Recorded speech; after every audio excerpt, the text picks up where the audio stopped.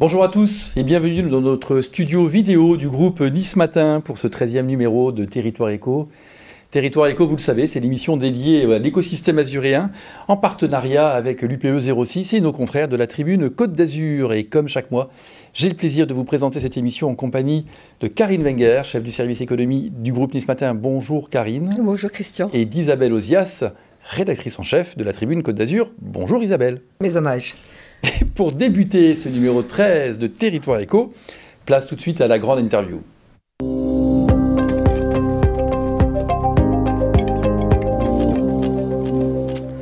Alors impossible de ressortir les mains vides de ces magasins qui fleurissent dans les centres-villes comme dans les zones d'activité commerciale. Jean-Marie Pomarès est le PDG de Maxi Bazar, cette enseigne qui propose pas moins de 15 000 références dans les univers de la décoration, de l'ameublement, du jardin, mais aussi du cadeau, de la cosmétique, des arts de la table et du textile, n'en jetez plus, ai-je envie de dire. Et vous ne le saviez peut-être pas, mais le siège de Maxi Bazar, de cette grande et belle entreprise, est bien ancré sur notre territoire, puisqu'il est à Cannes précisément, en tout cas pour l'instant, et nous allons en reparler. Jean-Marie Pomarès, bonjour, bienvenue sur dans cette émission et merci d'avoir accepté notre invitation. Pour commencer, avant de vous laisser dans les mains expertes et aux questions perfides de Karine et Isabelle, parlez-nous un petit peu de Maxi Bazar et de son origine et de son histoire. Maxi Bazar est né au début des années 2000 à Antibes. Le premier magasin a été ouvert par son fondateur Stéphane Pellegrin, place Nationale à Antibes. C'était un petit magasin de centre-ville. Alors quand je dis petit, il faisait quand même déjà 300 mètres carrés. Mais depuis, on a ouvert des magasins bien plus grands. Et voilà, il est né, Maxi Bazar est né sur la Côte d'Azur. Et puis après, on en parlera plus tard, il s'est développé. Et bien développé. Alors Karine. Alors Jean-Marie, mais quel est l'ADN de Maxi Bazar ? Maxi Bazar est une enseigne d'équipement de la maison, principalement. On y trouve tout ce dont on peut avoir besoin pour équiper sa maison, de tringles à rideaux, voilage, linge de lit, casserole, enfin tout ce que vous pouvez imaginer, à des prix très très compétitifs. L'ADN, c'est vraiment d'avoir un large choix de produits, mais à des prix le plus compétitif possible, pour une qualité malgré tout. On ne vend pas des produits jetables, on vend des produits durables. Donc c'est cet équilibre entre le prix et la qualité du produit. Alors justement, comment parvenez-vous à proposer des prix aussi bas et quel est le panier moyen d'achat pour chaque consommateur qui passe chez vous ? Le panier moyen est d'environ 25 € et les clients achètent entre 4 et 5 produits. Alors comment arrive-t-on à avoir des prix aussi bas ? On travaille principalement avec des importateurs français qui sont chacun spécialistes. On a le spécialiste de la salle de bain, le spécialiste de la tringlerie, le spécialiste de rideaux. Et donc ces gens-là développent des gammes et sont capables de nous fournir des bons prix parce qu'on a aussi des volumes. Donc c'est toujours la même équation. Vous avez des volumes, des bons fournisseurs et vous pouvez obtenir donc des prix compétitifs. Vous avez parlé de qualité des produits et souvent ce qu'on entend sur ce genre d'enseigne très discount, c'est oui, c'est bien beau, c'est pas cher, mais c'est pas de la top qualité et d'ailleurs ça vient de Chine ou d'ailleurs. Qu'est-ce que vous répondez à ça ? Je réponds que là, j'en vois pas, mais vos iPhones, ils viennent aussi de Chine et pourtant, on considère que c'est de la top qualité. Donc, le fait de venir de Chine n'est pas un critère de qualité ou de non-qualité.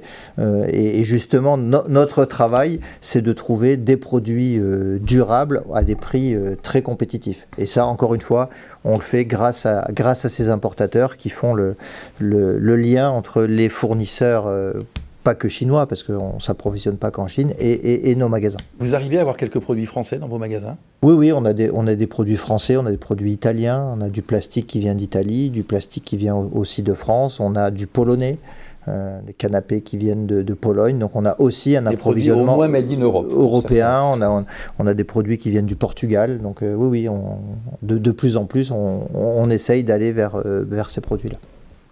Surfez-vous toujours sur l'engouement des Français pour la décoration et l'aménagement intérieur qui ont été vraiment deux activités dopées par la crise sanitaire ? Donc évidemment, la crise sanitaire, les gens étaient enfermés chez eux, ont vu tout ce qui n'allait pas dans leur intérieur. Donc dès qu'on les libérait de nouveau, ils venaient dans nos magasins pour modifier leurs intérieurs. Pour être franc, en ce moment, tout le monde le sait, hein, la conjoncture est plus difficile. Il y a cette problématique du pouvoir d'achat qui est réelle. Et il y a une autre problématique, c'est qu'on souffre de la baisse de l'immobilier. Quel est le moment où on change ses rideaux, on change son intérieur? C'est quand on déménage. Et aujourd'hui, comme vous le savez tout aussi bien que moi, l'immobilier est en crise, les gens ne déménagent plus. Et donc, par conséquence, c'est un peu plus dur pour des enseignes telles que la nôtre.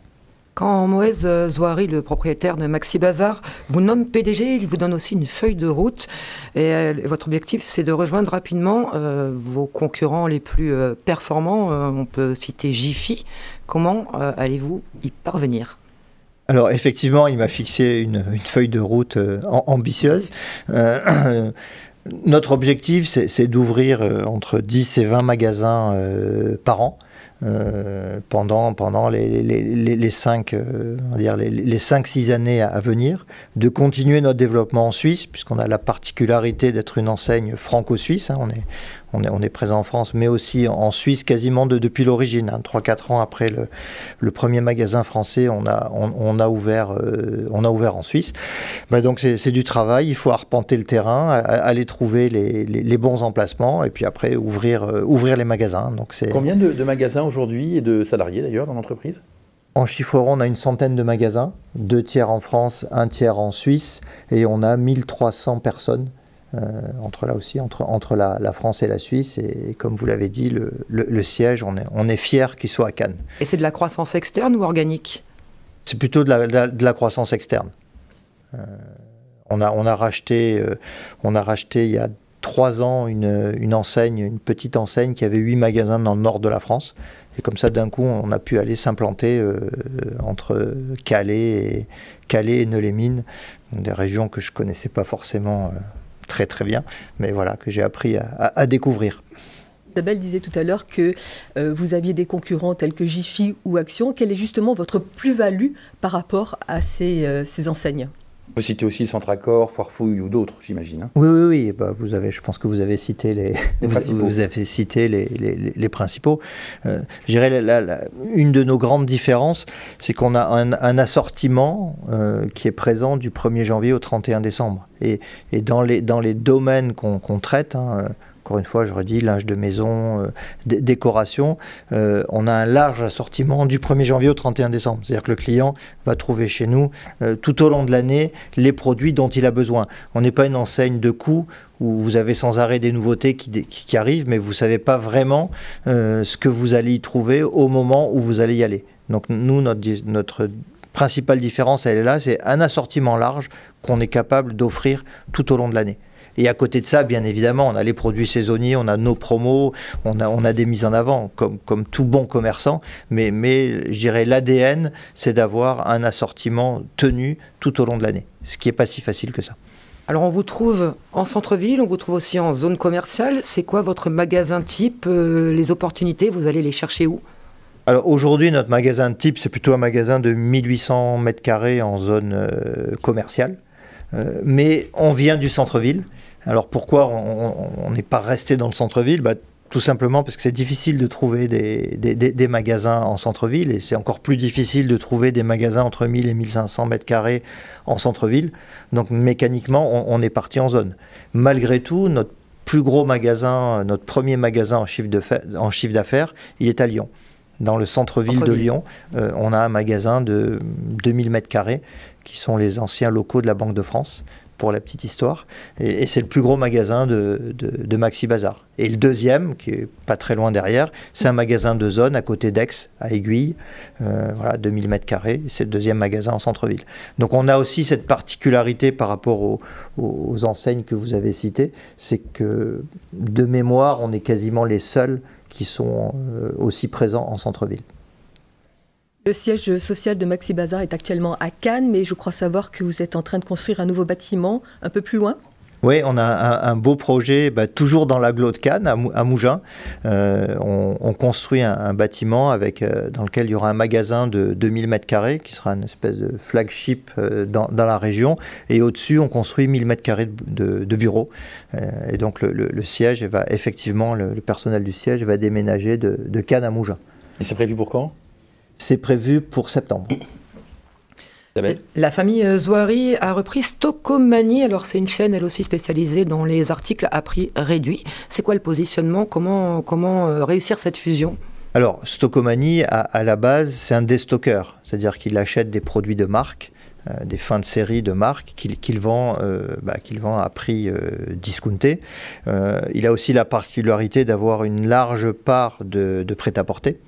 On y trouve des enseignes, des marques telles que Ralph Lauren, Tommy Hilfiger, etc. Donc c'est toute une partie d'offres que nous n'avons pas chez Maxi Bazar. C'est pas notre ADN, c'est pas de faire du prêt-à-porter. Donc Stocomanie, oui.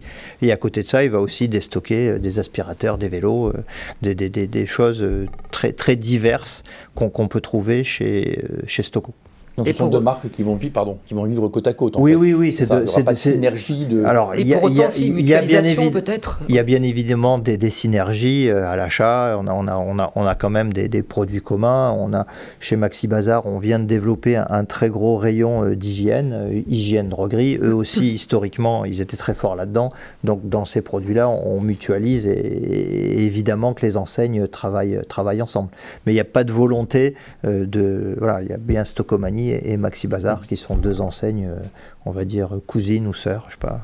Je demanderai à Moïse qu'ils me disent. Fin 2023, vous avez commencé à expérimenter dans certains magasins, dont celui d'Antibes, des espaces dédiés à ce qu'on appelle le DPH. Le DPH, c'est la droguerie, l'hygiène et la parfumerie. N'est-ce pas un pari risqué quand on sait que les grandes surfaces ont tendance à réduire leur mètre carré de linéaire, de non alimentaire? Bien au contraire, parce que nous, c'est dans ces produits-là qu'on est les plus performants.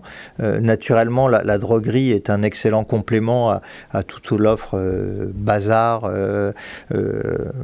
pour soins du linge, etc. Donc, on complétait notre offre. Et évidemment, la différence par rapport à un hyper, c'est qu'on ne va pas avoir... Là, pour le coup, on est opportuniste. Notre mission, c'est d'avoir toujours de la lessive à bon prix. Mais là, on va chercher du déstockage. Un jour, on va avoir... Alors, je vais citer des marques, je ne pense pas que ce soit... Vous m'autorisez. Un jour, on va avoir du Ariel, le lendemain du Skip et après du Homo. Donc, on reste sur des marques connues pour rassurer nos clients, mais là on est dans l'opportunisme et notre volonté, c'est de satisfaire à l'unité de besoin. Vous avez besoin d'une lessive, vous avez besoin d'un assouplisseur, vous avez besoin d'un décolor stop, et donc on offre toute cette gamme de produits, là pour le coup à des prix 15-20%, voire 30% moins chers que la grande distribution. Et donc plusieurs mois après le début de cette expérimentation, vous êtes satisfait? Très satisfait. Donc vous allez continuer dans tous les magasins? On a accéléré. Quasiment tous les magasins ont été implantés avec cette large offre. Alors on a parlé... Et d'ailleurs, si je peux me permettre, on commence à être copié par certains de nos confrères. Mais bon, c'est toujours mieux d'être copié, hein. Ça prouve qu'on avait raison. Voilà, exactement. On a parlé densification de l'offre, densification du maillage territorial. Est-ce que vous avez d'autres leviers de croissance? Une fois qu'on a fait l'offre et qu'on arrive à ouvrir plus de magasins, non, on est vraiment dans les grands principes du commerce. Hein. On est dans les fondamentaux. De toute façon, la croissance, fondamentalement, on peut la faire qu'en ouvrant plus de magasins. Je veux dire, on ne va pas faire plus 10, plus 15, plus 20% dans nos magasins actuels tous les ans. Ça, il reste une petite part, Karine, sur le e-commerce? Oui, on en viendra tout à l'heure. Justement, quelle est la part du e-commerce dans votre business? Elle est faible. C'était une volonté. On vient des magasins physiques. On n'est pas persuadé qu'il y ait un modèle économique pour le e-commerce en ce qui nous concerne. Donc on en fait, on est présent. On est plutôt vers du click and collect, où là, c'est quand même beaucoup plus simple à gérer et on a une rentabilité. Le vrai e-commerce pur et dur, on en a, on est présent, mais ce n'est pas un axe de développement majeur à ce stade pour Maxi Bazar. Vous avez quand même toutes vos références sur le e-commerce ou pas? Quasiment. Quasiment. Alors après, sans volonté de développer non. Et pourquoi? Parce que vos prix sont déjà réduits. Déjà, quand vous êtes sur un panier à 25 €, vous êtes pas cher. Donc, vous avez la problématique du transport qui vient très vite. Alors, soit vous prenez, vous dites c'est le transport est gratuit, mais bon, voilà, vous avez un vrai problème économique. Soit vous faites payer le transport au prix ne serait-ce qu'au prix coûtant. Et là, vous n'êtes plus du tout compétitif, quoi. Donc, c'est cette problématique du transport qui est un vrai sujet encore une fois, sur des produits à petit prix. Vous dire que vous faites des marges extrêmement basses. Oui, pour pouvoir vendre à ces prix-là, ça veut dire que nos marges sont serrées, oui, tout à fait. Outre la Suisse, est-ce que vous avez d'autres velléités d'aller à l'international? À court terme, non. On a déjà beaucoup à faire encore en France, en Suisse aussi. Donc non, on n'a pas de volonté de partir hors de ces territoires. Et justement, est-ce que vous avez un objectif de nombre de magasins que vous voulez atteindre d'ici 2-3 ans? Oui, on serait assez confortable avec 140 à 150 magasins. Vous étiez raisonnable jusqu'ici. Voilà, on retrouve l'entrepreneur. Oui, il faut avoir de l'ambition dans la vie, c'est ça. Tout à fait, on souhaite bien évidemment se développer. La franchise, est-ce que c'est aussi une piste ou pas? On commence à y réfléchir. Voilà. Pour atteindre cet objectif Oui, ça peut faire partie des leviers. On est pas mal contacté par des acteurs outre-mer, notamment. Parce que c'est vrai que c'est des territoires dans lesquels c'est beaucoup plus facile d'y aller en franchise qu'en propre. Donc oui, on commence à regarder la franchise. Une dernière question peut-être, Jean-Marie Pomarès, vous nous avez parlé de ce flagship à Mougins, donc qui sera installé sous vos bureaux. Est-ce qu'il y a un autre magasin prévu en ouverture dans le département des Alpes-Maritimes dans les mois à venir? Dans le département des Alpes-Maritimes. Ah oui, là c'est précis. Territoire éco Alpes-Maritimes. On peut élargir au Var quand même. On peut aller jusque dans le Var, oui. Allez, on va franchir le Var et aller dans le Var, oui. Et vite faire. Dans le Var, on a effectivement un projet à Brignoles. Aujourd'hui, on a un petit magasin et on a un projet avec l'adhérent Leclerc de Brignoles d'ouvrir presque 2000 m². Donc oui. Un gros magasin. Oui, récemment, on s'est déplacé à Draguignan. On a fait une opération du même type et ça a été vraiment très très fructueux. Donc après la difficulté c'est que quand même de Menton à Marseille on maille bien le territoire. C'est dans la région sud que vous êtes le plus présent, c'est ça? Oui, je pense en PACA, on doit être les leaders en termes de chiffre d'affaires par rapport à ceux que vous citiez tout à l'heure, Jiffy, Foirefouille, Centracor. Je pense qu'on fait plus de chiffres qu'eux sur ces trois départements. Bien, merci infiniment. On est ravis d'avoir pu mettre un grand coup de projecteur sur votre entreprise, dont on ne parle pas si souvent, et en plus c'est une entreprise dommage, de chez nous. Oui, en plus. Rendez-nous grâce de l'avoir fait aujourd'hui. Tout à fait. Voilà. Je vous en remercie. Merci infiniment Jean-Marie Pomarès. Vous restez avec nous. On passe à la rubrique suivante, le journal de l'écho.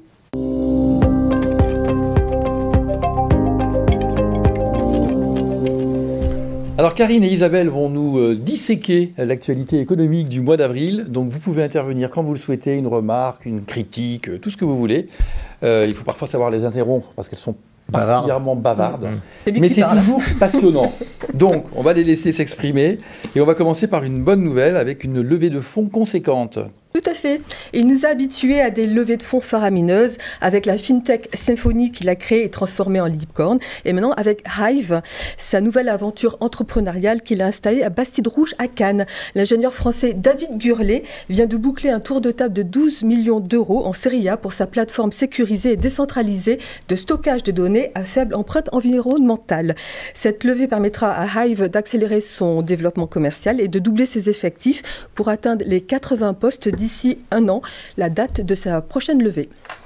Isabelle? Videtix, la start-up fondée en 2019 à Sophia Antipolis, présidée par Alan Fairback, poursuit son ascension. Leader dans l'analyse vidéo en temps réel par intelligence artificielle, Videtix avait été sélectionné, on s'en souvient, pour assurer la partie vidéosurveillance sur certains sites olympiques en 2024. Elle vient aussi d'être distinguée par un grand groupe, Total Energy, via un soutien de 40 000 € de prêt à taux zéro qui va permettre à la société de financer son fonctionnement et surtout d'accélérer sur son volet recrutement avec des profils marketing et commerciaux attendus. On reparle d'Inalv. On repart d'Inalv, on en parlait dans l'émission précédente. Et là voilà, de nouveau, la deep tech niçoise, leader de production de microalgues sur biofilm, qui vient d'intégrer avec 11 autres jeunes pousses la 4e promotion de l'accélérateur Néo Startup industriel de BPI France. Inalv bénéficiera entre autres de 9 à 15 mois d'accompagnement, de formation et de conseils et de mise en réseau pour passer à l'échelle et surtout pour lancer son premier site industriel. Alors le mois d'avril a été riche en événements divers et variés, en salons de toutes sortes. On en dit 2 mots, mesdames? Oui, on en a l'habitude, l'intelligence artificielle tient le haut de l'affiche, elle fait parler et couler beaucoup d'encre. On a pu s'en rendre compte en ce mois d'avril avec 2 événements d'envergure organisés sur la Côte d'Azur. Le premier s'est tenu à l'Alliance Riviera ce 18 avril à l'initiative du Centre des jeunes dirigeants, le CJD. Il a réuni 1200 dirigeants et décideurs venus de toute la région autour d'une question éthique: comment les IA peuvent-elles participer au bien-être global de la société? Bien, côté réponse, c'est pas gagné, mais on y travaille.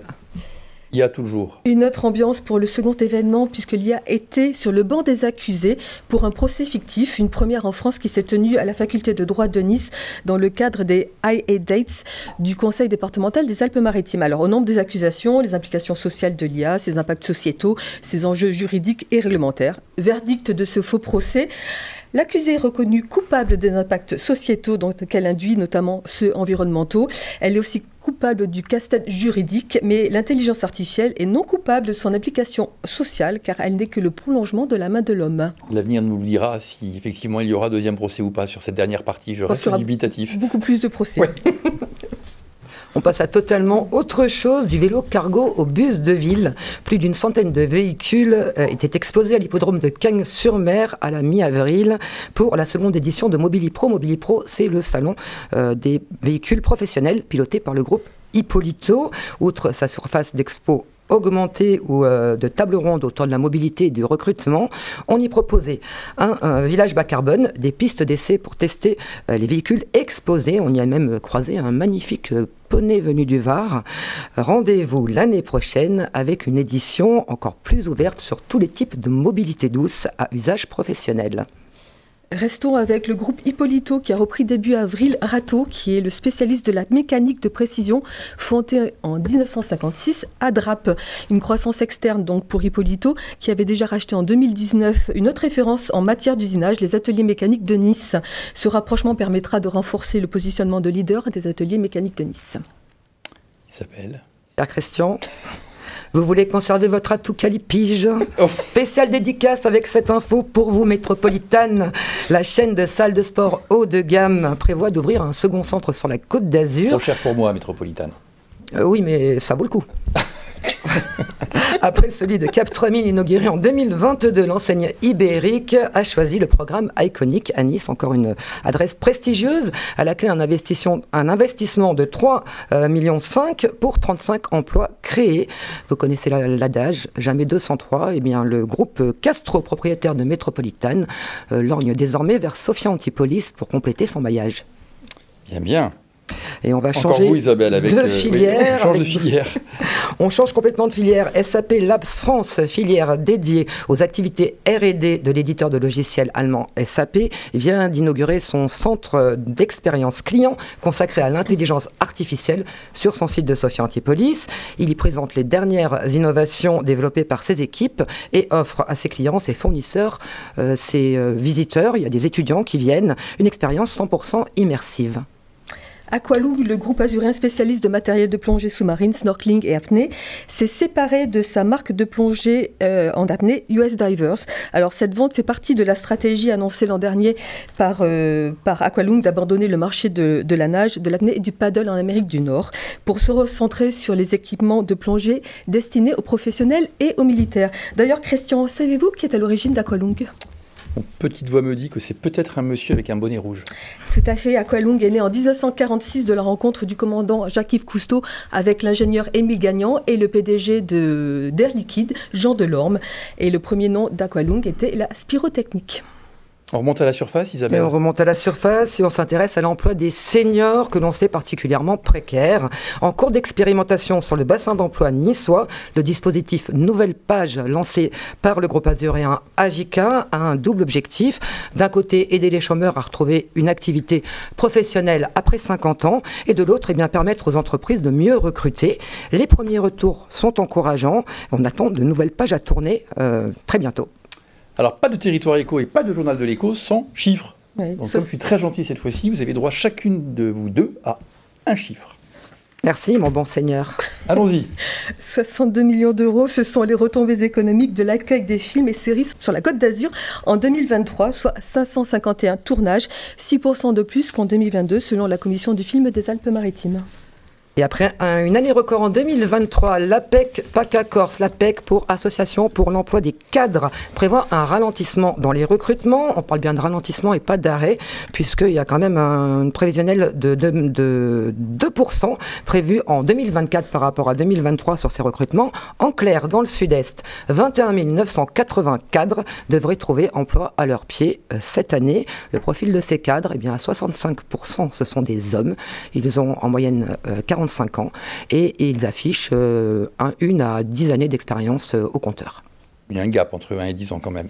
Mais bon, ok. Et puis on va parler aussi de ceux qui rempilent ou qui changent de poste. C'est la petite rubrique habituelle qu'on aime bien, avec des noms. À l'issue de son premier mandat de 3 ans, Patrick Moulard a été réélu à l'unanimité président de la Fédération du bâtiment et des travaux publics des Alpes-Maritimes. Dans sa feuille de route, continue à accompagner les chefs d'entreprise du BTP à adapter leur outil de production aux mutations de la société. Et du côté du Sofia Club Entreprise, renouvellement de mandat pour Moussa Belkiter ce 22 avril à l'issue de l'Assemblée Générale Ordinaire. C'est son second mandat à la tête du collectif de dirigeants Sofipolitain. Moussa Belkiter est vice-président d'un petit groupe de semi-conducteurs qui s'appelle ST Microelectronics, 17 milliards de chiffre d'affaires en 2023. Il est le directeur du site Sofipolitain.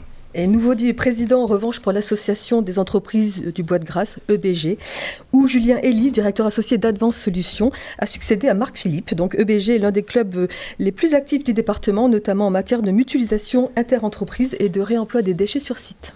Et on finit avec un énième rebondissement dans l'affaire de Canua Island. Vous savez, cette histoire de plateforme flottante. Et la plateforme flottante Canua Island va reprendre la mer. Après 1 an de polémique et de rebondissement devant les tribunaux, ce catamaran en forme de barge aménagée pouvant accueillir 350 passagers plus 50 membres d'équipage devrait naviguer à partir de ces prochains jours le long du littoral azuréen en fonction des événements et de la demande des clients. Merci beaucoup, mesdames, pour ce journal très complet. Jean-Marie Pomarès, vous avez appris des choses, j'espère ? Tout à fait. Ou alors vous saviez tout de l'actualité économique du mois ? Je ne savais pas tout et j'ai appris beaucoup de choses. Bon, merci infiniment en tout cas. J'attends notamment de voir Canua Island. Ça vous inquiète, ça ? On l'attend. Non mais sérieusement, qu'est-ce que vous pensez de ce genre de projet ? Un peu de curiosité. Après, je pense qu'il y a suffisamment d'équipements à terre pour pas forcément en mettre en plus en mer et abîmer un peu notre littoral. Bon, en tout cas, ils ont gagné leurs multiples procès. Visiblement, ils ont le droit d'exploitation. On va voir ça encore après, c'est un autre sujet. Oui. Sur le fait qu'ils aient le droit, ils avaient déposé un projet et... Ils ont investi beaucoup. Ils ont investi beaucoup, oui, tout à fait. À voir donc. Mais on a compris que vous n'iriez pas forcément boire un verre sur Canua Island. Non, pas forcément. Merci infiniment en tout cas et à très bientôt. On passe à notre rubrique suivante, en coulisses.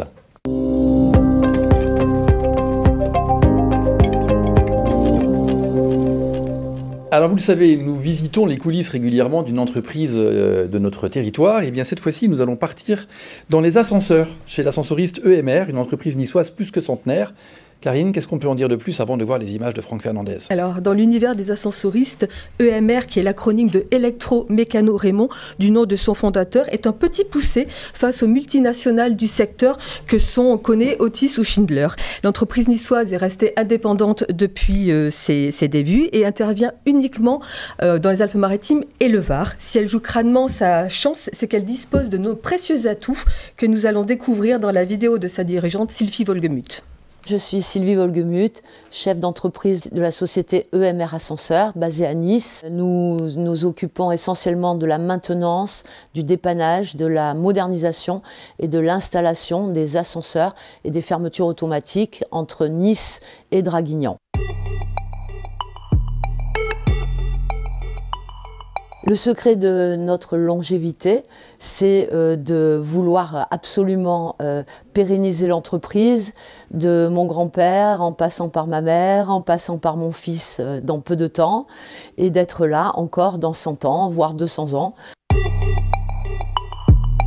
Le secret de notre réussite, c'est de pouvoir réparer, maintenir des ascenseurs qui sont dits antiques, c'est-à-dire qui ont plus de 70 ans, dans le milieu niçois, qui est le berceau de l'ascenseur, et de faire également des prestations sur mesure en ce qui concerne l'ascenseur et la porte de garage et le portail.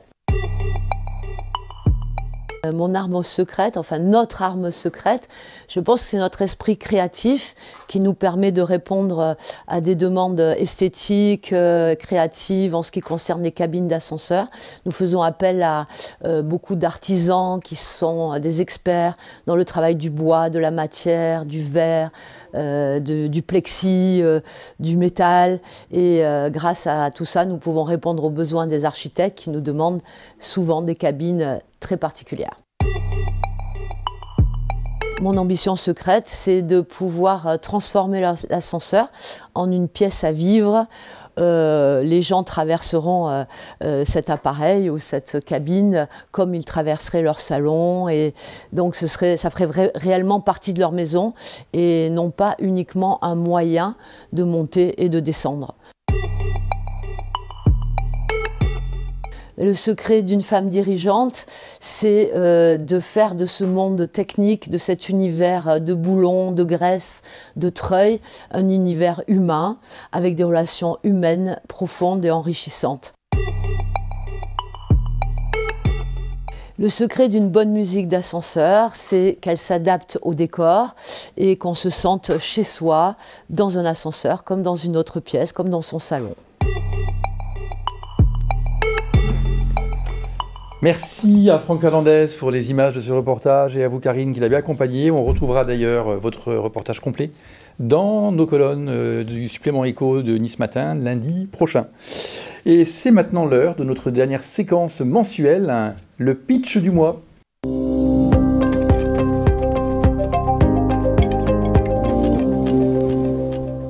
Alors pour notre pitch de ce mois de mai, nous accueillons Jean-Michel Felderhoff. Bonjour Jean-Michel, vous êtes le fondateur de la Sportec niçoise Fairvision. Fairvision ou Fairvision ? Fairvision. Fairvision, restons français. Vous allez nous expliquer ce que votre technologie, qui fait appel à l'intelligence artificielle, apporte à l'analyse sportive.